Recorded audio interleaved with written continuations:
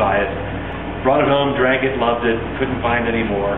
I was kind of dabbling in a little bit of sort of medieval home brewing, and I said, it's just honey and water, I can make that. So, 45-gallon batches later, it kind of turned out okay. And then next thing you know, I'm making 200 gallons a year in my garage, and everybody's drinking it for free. So somebody said, you might as well start making it and selling it, so I went through, figured out all the paperwork that you need, opened up the first meadery in my garage in Sunnyvale.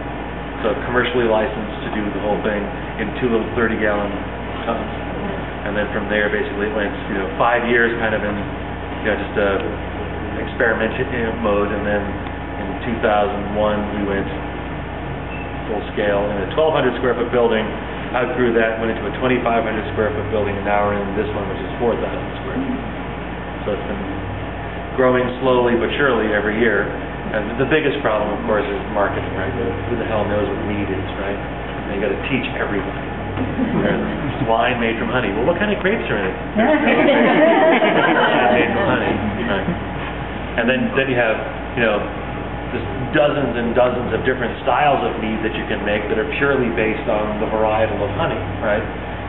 I think varietal is a new word for, I don't know if it is or not for you guys, but in the wine world, anybody who talks about honey wine, they just go, it's just honey wine, right? It's all the grape people, they poo-poo it and they kind of go, it's gross, whatever, blah, blah, blah, blah, right? Well, I have a honey wine that's served at the French Laundry in Nap in Yonville, so they can go. So every honey is very distinct, right? Especially if you can get honeys that are sort of more pure than others, right? So like go to the Highlands in Scotland, right, where it's just all heather. That's all the bees have. So that honey is really, you can say it's 99% pure heather honey, right? Go down in Southern California, drop a beehive in the center of 25 square miles of orange grove that has the ground tilled every day or every week, so there's no other floral source in there. What's the honey going to be like? It's going to be orange blossom honey. You go to Florida and buy an orange blossom honey, typically that's going to end up being just a citrus honey because it's got grapefruit and orange and lemon and everything else scattered into it.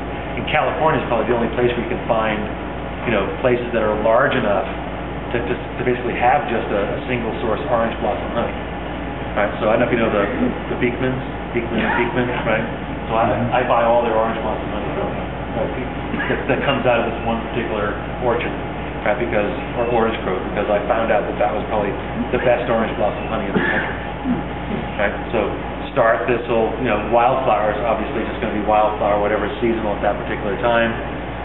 Blackberry, raspberry, you name it. You can get different types of honeys, and every single mead that you make from it, if you took that honey with the same amount of water, same amount of honey, and added the same yeast to all of them, fermented them all at the same temperature, every one of them would come out completely different, right? Just because of the honey. And then people say, well, does it taste like oranges? No, it has a floral aroma of orange because that's the nectar, right? It doesn't taste like an orange, right? But it has kind of slight citrusy kind of qualities to it as well. Is that how you label it?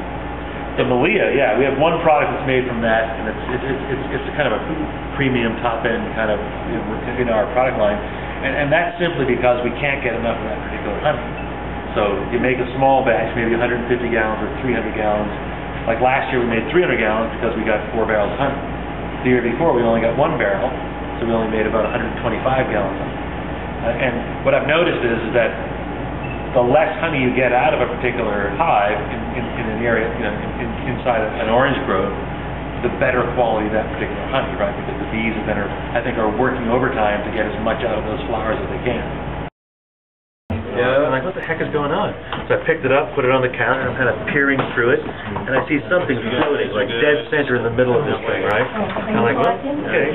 Pour it all out through a strainer, lucky rabbit's foot on a keychain, right? And my daughter comes up to me and says, I put that in there for good luck, Daddy. So anyway, I always said that if I ever did it commercially, I would name it.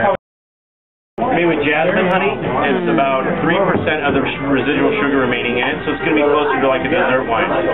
It's made with without being barrel aged. Okay, we didn't get too delicate of a flavor to barrel age it, so what we've done is we put it in a large stainless steel container after it's been filtered. And also, you're going to notice in it definitely honey, maybe kind of a floral characteristic bourbon type of honey it is, as well as maybe a little bit of a mint background on it. The sweet bean is made with jasmine, which has a bit of an floral.